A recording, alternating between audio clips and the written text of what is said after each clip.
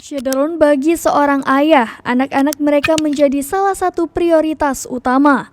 Tak heran banyak sosok ayah yang rela berkorban demi buah hati mereka.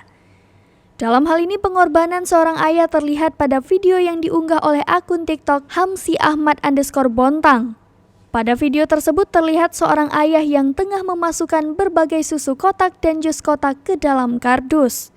Rupanya, minuman-minuman tersebut didapatkannya dari tempat ia bekerja setiap harinya. Meskipun minuman tersebut untuk dirinya sendiri, namun pria tersebut tak meminumnya. Ia sengaja menyimpan untuk oleh-oleh anaknya. Diduga, dia diberikan jatah minuman sehat setiap hari untuk memelihara kesehatan saat bekerja di pertambangan.